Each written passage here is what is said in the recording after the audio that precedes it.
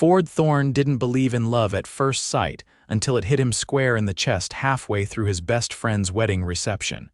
It was supposed to be a simple weekend. Fly into Denver, show up at Luca's wedding, smile, drink, fly back to New York and get on with his life. No drama, no detours. Just a break from boardrooms and billion-dollar negotiations. But then he turned around at the open bar line, and there she was wearing a deep blue satin dress, laughing like the world hadn't been on fire these past few years. She wasn't looking at him. She was swiping a glass of champagne from a passing server, her long dark hair falling over one shoulder, her lips curved into a smile that hit him like a sucker punch. "Excuse me," he said, not even sure why the words came out, but they did. She glanced at him, blinked once, and tilted her head. "You're excused," he laughed. "That's all, not even a name." She took a sip of her drink. "Do you ask every woman at the bar for her name, only the ones who make the whole room disappear?" Her smile faltered for a second, like she hadn't expected that, then she gave a soft shrug. "Raya Rivers," Thorne, her eyes narrowed. "Wait, you're the CEO that Luca won't shut up about, guilty." He took a sip of his whiskey. "And you, college friend of the bride, former roommate, occasional dress zipper and emergency wine supplier," he grinned. "A woman of many talents. Don't get too impressed. I nearly forgot to pack my shoes," he chuckled, watching her with a mixture of surprise and curiosity. She wasn't trying to impress anyone. She wasn't clinging to a group of bridesmaids or flirting for attention. She was just real. "How do you know Luca?" she asked. "We met in business school. He's one of the few guys I trust. He used to crash on my couch back when we were broke." "You were broke," she said, raising an eyebrow. "Very long time ago," he said, smiling. He didn't mention the penthouse waiting for him back in Manhattan, or the private jet he flew in on, or the fact that his face had been on the cover of Forbes last quarter for securing the biggest merger of the year. For once, he didn't want to be that guy. They kept talking about nothing and everything. About how she worked in nonprofit communications, how she just moved back to Colorado after a breakup, how her dog once ate a pair of her heels. The more she spoke, the more Ford leaned in, feeling like something inside him was being rewired. Then the music shifted and the dance floor beckoned. "Dance?" he asked, holding out a hand. She hesitated, her eyes flicking to the floor like she wasn't sure. "I don't bite," he said. She took his hand. Under the string lights, with strangers swaying around them, she fit into his arms like she belonged there. Her hand rested lightly on his shoulder. Her scent was something soft and floral, and he could feel her heart beating against his chest. "This is ridiculous," she said quietly. "What is? Meeting someone like this, at a wedding, it's like a movie." He leaned in just enough to murmur, "Maybe you're the plot twist I didn't see coming." Her breath hitched. They danced until the music faded and the crowd began to thin. The bride and groom had long since disappeared, and the staff had started clearing glasses. But Ford didn't want the night to end. "Let me drive you home," he said as they stood near the valet. "I took a ride share." "I didn't ask how you got here." His voice was low, steady. "I asked to drive you home." She hesitated, then nodded slowly. "Okay." His rental was a black Maserati, sleek and polished. He opened the door for her, watched her slide in with a quiet smile, then got behind the wheel. "I don't normally do this," she said when they pulled onto the quiet mountain road toward her apartment. "Neither do I," he said honestly. She looked at him. "You're serious. Dead serious." Raya lived in a small apartment tucked behind a bakery on a quiet street. When they pulled up, she turned to him, her fingers resting on the door handle. "This was unexpected," she said. "In the best way," he replied. She hesitated again, then leaned across the seat and kissed him. It was quick, soft, but it lit something in him he hadn't felt in years. When she pulled back, her voice was barely above a whisper. "Good night, Ford." He watched her walk up the steps and disappear behind the door, his pulse still racing. He didn't fly out the next morning. Instead, he called his assistant and postponed his Monday meetings. Then he booked a suite at the Four Seasons downtown and sat in the hotel bar, wondering how the hell one night with Raya Rivers had flipped his entire world upside down. He saw her again 2 days later. She was walking out of a bookstore, hair pulled up, glasses on, wearing jeans and a sweater. She looked nothing like the woman in the satin dress and somehow even more beautiful. He parked, got out, and called her name. She froze, then turned, a mix of shock and something softer on her face. "You're still here. I was hoping to see you again. You flew across the country for a wedding." "You stayed for me," he nodded. "I haven't been able to stop thinking about you." She stared at him like she didn't know whether to laugh or run. "Ford, this is crazy." "It doesn't feel crazy to me," he said. "It feels like the first thing that's made sense in a long time." That night, he took her to dinner at an upscale rooftop bistro overlooking the city. He pulled out her chair, ordered the wine, and didn't take his eyes off her once. "I've been in rooms with presidents," he told her as they ate. "Closed deals worth billions, but nothing's ever made me feel the way I felt when I looked at you across that dance floor." She didn't say anything for a long time. Finally, she whispered, "Me too." He reached for her hand across the table. "Tell me this isn't just a moment," she asked. "It's not," he said. "It's the start of something." And deep down, they both knew it was true. Ford found himself in unfamiliar territory. Not in terms of location, he knew high-end hotels and luxury lounges like the back of his hand. No, what unsettled him was the way he couldn't stop thinking about Raya. Not in fleeting, surface-level flashes, but in the kind of deep, quiet way that crept in while he was mid-conference call or sipping espresso on the Four Seasons balcony. He'd meant to stay in Denver for 48 hours. It had been 6 days. He'd told himself he was handling emails and remote meetings just fine, that his team in New York could survive another week without him. But the truth slid in sideways. He was staying because she was here. And nothing in his world had ever made less sense or felt more right. Raya, on the other hand, seemed to be trying to keep her boundaries intact. She met him for dinner twice more, once at a fusion restaurant tucked inside a converted warehouse, and once at a quiet bistro with a view of the foothills.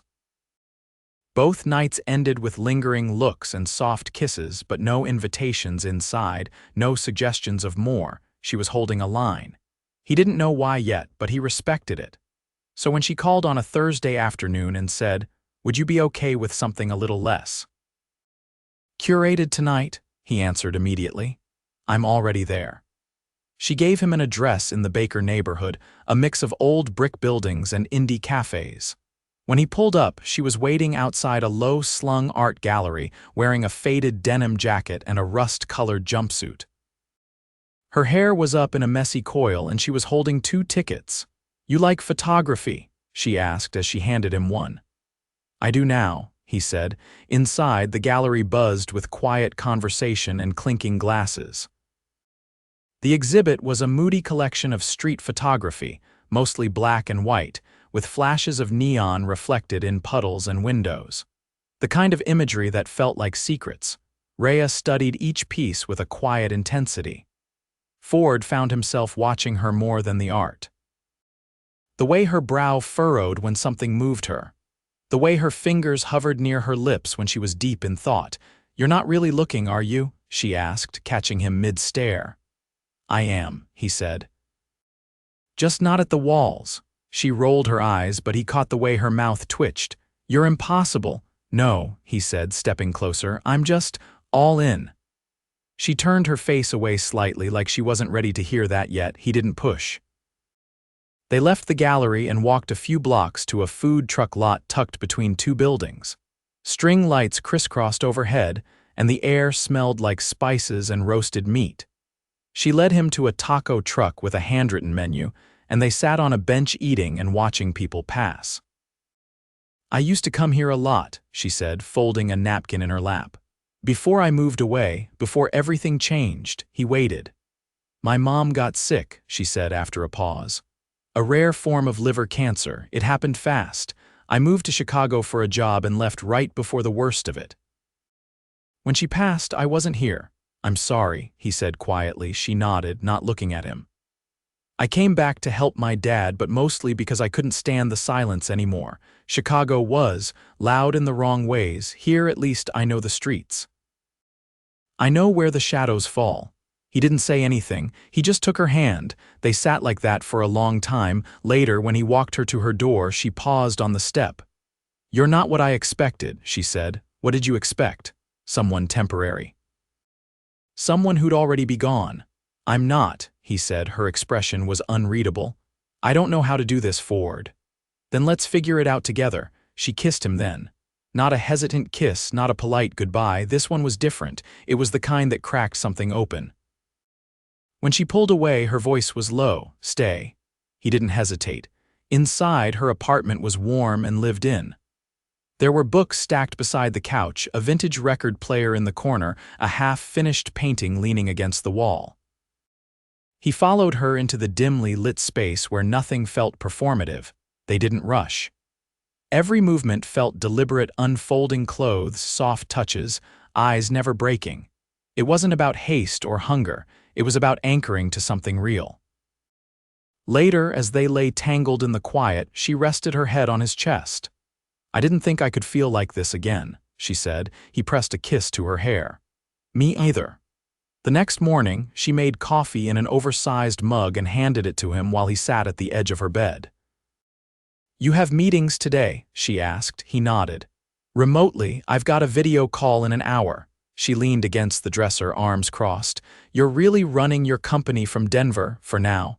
What happens when you leave?" He looked at her. "What if I don't?" She didn't answer. But she didn't look away either. That afternoon, Ford took his call from the hotel suite, but his thoughts kept drifting. He didn't know what it was about Raya that had dismantled his usual rhythm. Maybe it was the way she didn't try to charm him. Or the way she never seemed to ask what he could offer. She just asked who he really was. And that question haunted him more than any boardroom negotiation ever could. 3 days later, she invited him to meet her father. "I didn't even tell him about you," she admitted as they drove toward a quiet suburb on the edge of the city. "I don't normally bring people around." "Well," Ford said, adjusting the collar of his charcoal button-down, "I'm honored. He's a retired English teacher. He'll probably grill you on literature." "I can handle that." The house was modest, 2 stories with a wraparound porch and a garden that looked like it had been loved.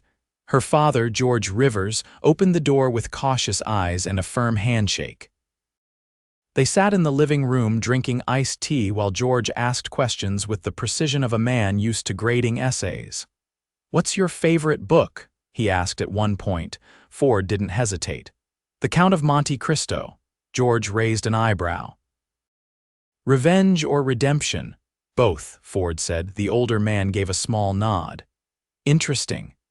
After dinner, Ford helped clear the dishes. Raya caught his eye from across the kitchen, something unreadable passing between them: approval, surprise, affection. As they walked to his car hours later, she looped her arm through his. "He likes you," she said. "I like him," Ford replied. "And I like you." She stopped walking. "You barely know me." "I know enough to want more." She looked up at him. "I'm scared, so am I," he said.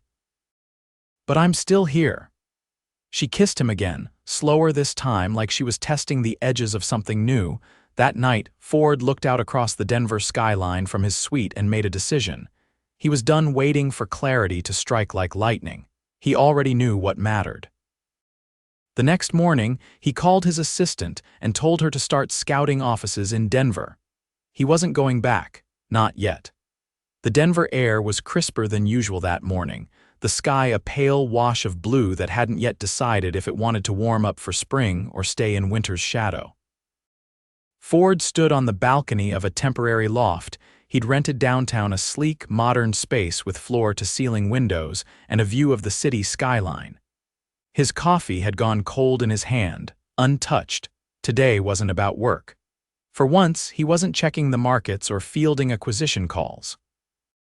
Today, he was stepping into Raya's world, something beyond their dinners and late-night talks.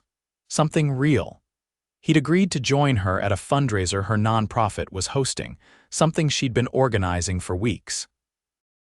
It wasn't a black-tie gala or a 5-star event with white-gloved servers and curated wine pairings.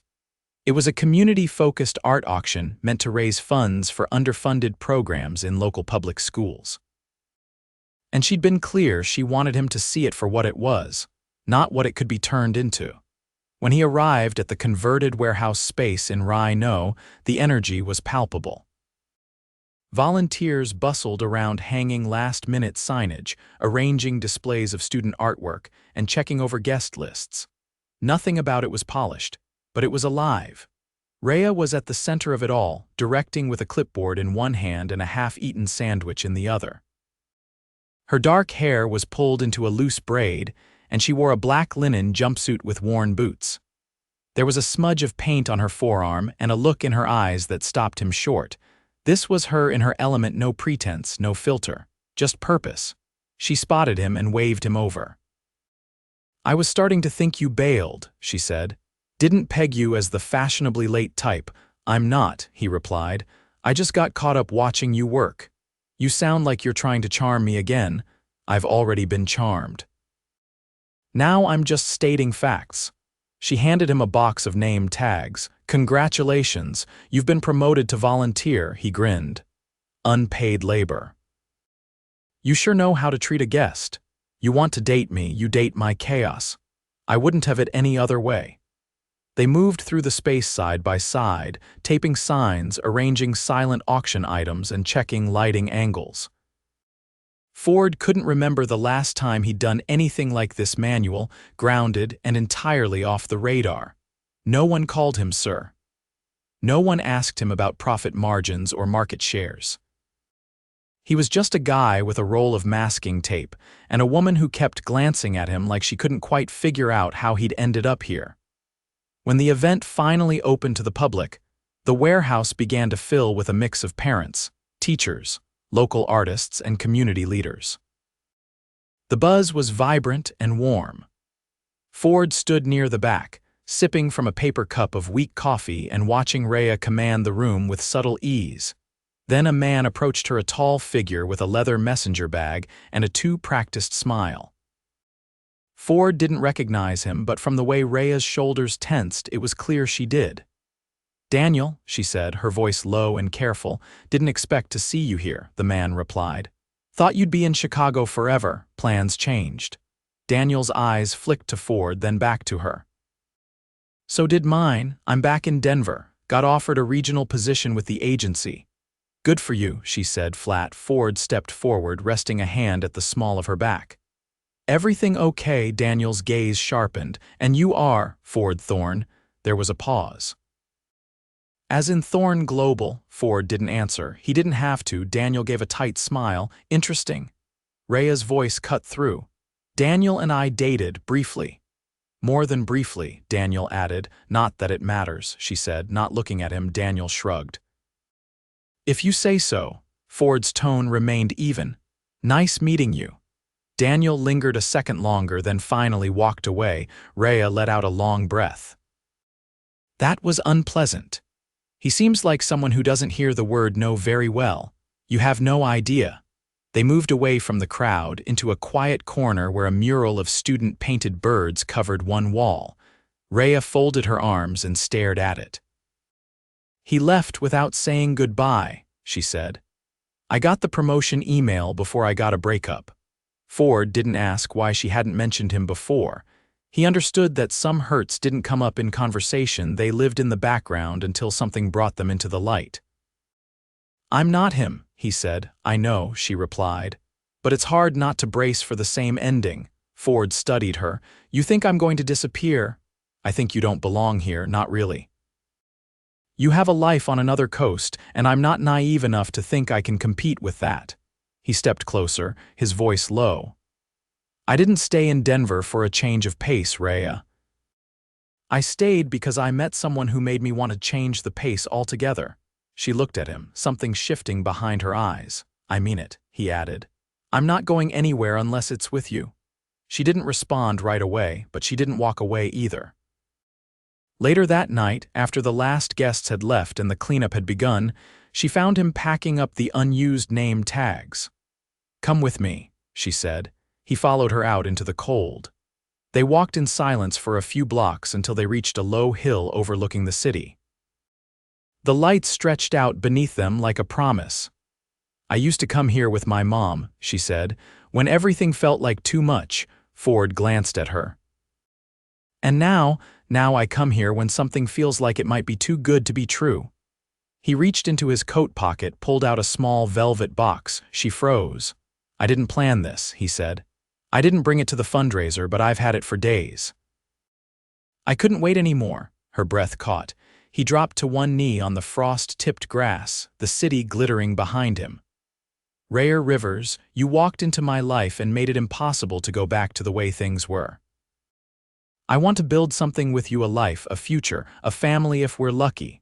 I want to wake up to your chaos and your coffee breath and your art on the walls. Marry me. She stared at him, tears slipping silently down her cheeks. You're serious, she whispered. I've never been more. She knelt in front of him, her hands trembling. Yes, she said. Yes.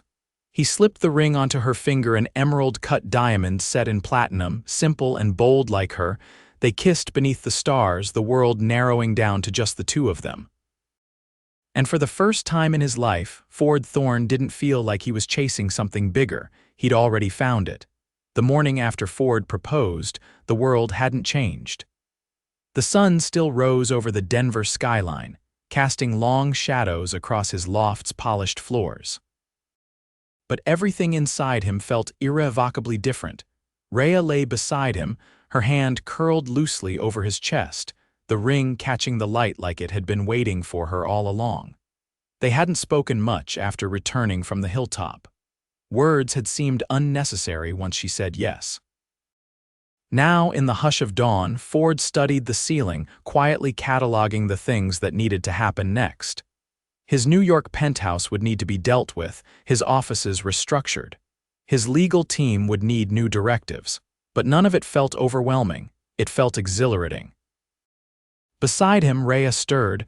Are you thinking already? She murmured, voice rough with sleep. I was wondering if we should start with the florist or the guest list. She groaned and buried her face in his chest. You're impossible. You agreed to this. I was temporarily out of my mind. He ran his fingers through her hair and said nothing. After a moment, she lifted her head and looked at him. I don't want anything big, she said. No ballrooms, no press, no 500-person spectacle, he nodded. You'll get no argument from me. I mean it, Ford. I don't want to be paraded around like a trophy. You're not a trophy, he said. You're the reason I know what the hell I've been working for all this time. Her expression softened, but her voice stayed steady. Then let's make it ours, not what people expect from you. Just ours. That afternoon, they drove out to her father's house, stopping only to grab 2 coffees and a bouquet of daisies from a roadside vendor. George Rivers was in the backyard, pruning the last of his dormant rose bushes. I suppose congratulations are in order, he said without looking up. Raya pressed the flowers into his hands. You're not going to act surprised. I taught English for 35 years. I've read enough foreshadowing to see where this was going. Ford stepped forward. I'd like your blessing. George studied him for a long moment. I've known men with ambition. And I've known men with character. Rarely have I seen both in the same place. Ford didn't respond. I'm trusting you with the only thing in this world I have left, George said. Don't make me regret it. You won't, Ford said. George nodded once and turned back to his roses. Later, as they drove back toward the city, Raya watched the scenery pass without speaking. Ford reached for her hand. You okay? I think it's hitting me, she said. How fast everything's changed. We can slow down. There's no deadline, she shook her head. No, I don't want to hit pause. I just want to make sure I stay me. You're the one who changed me, he said. Not the other way around. 2 weeks later, Ford officially announced the relocation of a division of Thorne Global to Denver. The media reacted with predictable confusion. Investors demanded clarification. His board called 3 emergency meetings. Ford answered with calm precision and refused to elaborate on anything beyond strategic restructuring. Privately, he knew the truth. He was done building empires in cities where he had no reason to wake up smiling. Raya's nonprofit, meanwhile, received a surge of anonymous donations. She didn't ask, and Ford didn't tell.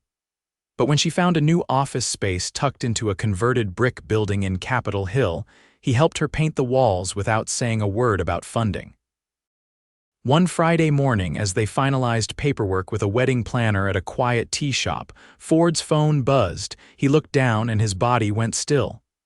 "What is it?" Raya asked. "My father," Ford said. "He wants to meet," she blinked. "You haven't spoken since." "Since I walked away from the merger he pushed last year." "What does he want now?" Ford's mouth tightened. "To remind me who made me. Are you going to see him?" He looked up. "Only if you come with me." The meeting took place at a private club in Cherry Creek, all dark wood and crystal chandeliers. Ford's father, Gerald Thorne, sat at a corner table sipping from a glass of scotch, his silver hair perfectly combed, his expression unreadable. "You look thinner," Gerald said as Ford approached. "Maybe I lost all that weight I carried trying to be you." Gerald glanced at Raya without greeting her. "So this is the reason." "She's not a reason, she's my future." Gerald set his glass down. "You think walking away from New York, from the legacy I built, makes you a hero?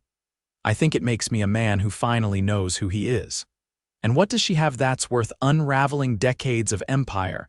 Raya spoke before Ford could answer. "Empires built on control don't last. The ones built on purpose do." Gerald looked at her, something flickering behind his eyes, then he stood. "You've made your choice. I hope it doesn't cost you everything." Ford didn't flinch. "It already gave me everything." They left without another word. In the car, Raya didn't speak until they hit the highway. "I didn't expect him to be so cold." "He always was," Ford said. "I just didn't notice until I met someone warm." 3 weeks later, they stood in a clearing in Evergreen, surrounded by pines and mountain air. The ceremony was small, only 20 people. No press, no extravagance, just intention. Raya wore a simple silk dress that fluttered in the wind. Ford wore a dark suit with no tie. Her father walked her down a path lined with wildflowers and kissed her forehead before stepping aside. As the officiant began to speak, Ford reached for her hands. "I used to think I had everything," he said. "But I didn't know what anything meant until you showed me a life I didn't know I was missing. You made me want more, not in business, not in power, but in love, in laughter, in days that start with coffee and end with paint on your jeans." Raya's voice shook as she answered. "You came into my life when I wasn't looking, when I thought I had nothing left to give. But you didn't take, you gave. Every day you give me reasons to believe again. In hope. In second beginnings. In love that doesn't demand perfection, only presence." They kissed as the wind swept around them, and the mountains stood witness to a promise that had nothing to do with legacy or wealth or reputation. It had everything to do with choosing each other. The reception was held on the same property, under a cathedral tent strung with soft lights. There was no band, just a curated playlist of their favorite songs. Raya danced barefoot. Ford laughed more than anyone had ever seen him laugh. As the night wore down, he pulled her aside and handed her a small, square envelope. "What's this?" she asked, opening it. "A plane ticket," he said. 2 weeks in the French countryside, just us, no schedules, no headlines." She looked up at him. "You planned a honeymoon." "I planned a beginning." She threw her arms around him, laughing. They didn't leave until dawn, after everyone had gone and the caterers were packing up. They drove back to the city with the windows down and the radio low, her feet on the dash, his hand on her thigh.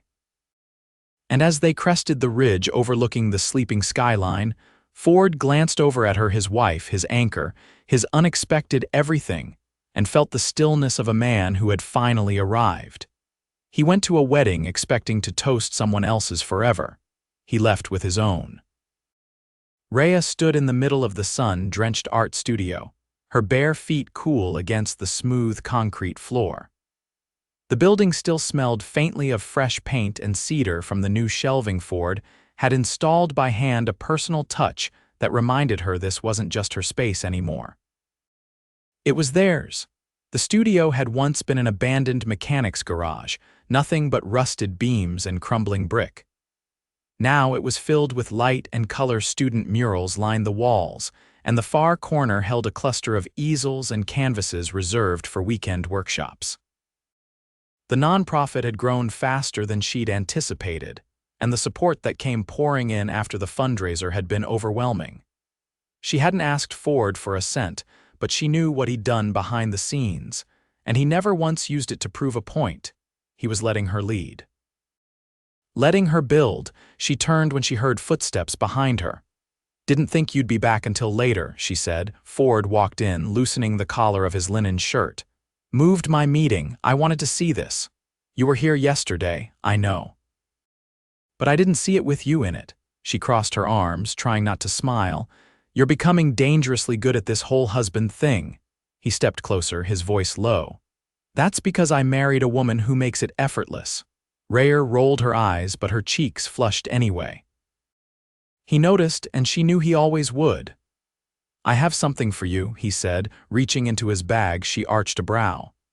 "If it's another necklace, I swear it's not," he said, pulling out a rolled-up sheet of paper and gently handing it to her.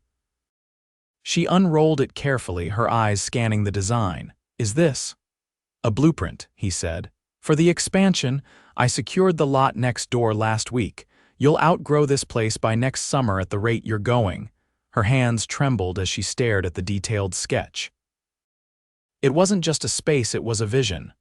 A multi-purpose annex for art therapy, community counseling, and creative youth programs. Everything she'd dreamed of doing but never thought she'd have the means. She looked up at him, her throat tightening. "You didn't ask." "Because I didn't need to," he said. "You've already earned it, I just helped clear the path. I never wanted your money. I never gave it for that reason." She stepped into his arms, pressing her forehead to his chest. "You always know exactly where my lines are. That's because I pay attention." Outside, a car honked in the distance. The city moved on around them, but inside the studio, everything was still. Later that day, they met George for lunch at a modest diner off East Colfax. He sat across from them in his usual pressed flannel shirt, sipping black coffee and pretending not to be as invested in their lives as he clearly was. "How's the expansion going?" he asked Raya. "Faster than expected," she said. "Ford brought me the designs this morning." George shifted his gaze to Ford, his expression unreadable. "You're not just funding it, are you?" "No," Ford replied. "She's running every decision. I'm just the guy with the checkbook and a hammer when she needs one." George gave a small nod, then looked at his daughter. "He's all right." "He's more than all right," she said. George's mouth twitched. "Well, I suppose I should start practicing my speech for that big event next month." Ford looked confused. "What event?" Raya grinned. "The nonprofit's being honored by the state for community impact. And I'm being dragged into a formal dinner where I'll have to wear something that doesn't involve paint stains." Ford leaned back, his tone teasing. "Do I get to escort the star of the evening? You'd better. I need someone to keep me from bolting halfway through." George laughed behind his coffee, and for a moment, everything felt exactly as it should be. That evening, they returned home to the townhome tucked near Cheeseman Park. It wasn't ostentatious, but it was warm, filled with mismatched furniture, books stacked in odd corners, and a dog bed that their rescue mutt, Basil, had already shredded twice. Raya curled up on the couch, her legs tucked under her, watching as Ford brought in takeout containers from their favorite Thai place. "Do you ever think about how fast this all happened?" she asked as he handed her a plate. "Every day. And you're not." "Overwhelmed?" He sat beside her, their knees touching. "No, for once I feel like I'm exactly where I'm supposed to be." She studied him for a moment. "I used to think love was supposed to feel like sparks, like fire and chaos." He picked up a piece of chicken satay. "And now it feels like breath, like something I finally remember how to do." He set the food down and leaned in, brushing a kiss to her temple. "You're everything I didn't know how to want." The next few weeks passed in a quiet rhythm. Mornings were spent in the studio or on calls. Evenings were filled with long walks, shared meals, and the kind of conversations that didn't need resolution, just presence. One afternoon, Ford stood in the half-finished expansion as workers hammered away in the background. He ran his fingers along the exposed beam, imagining what this space would soon become.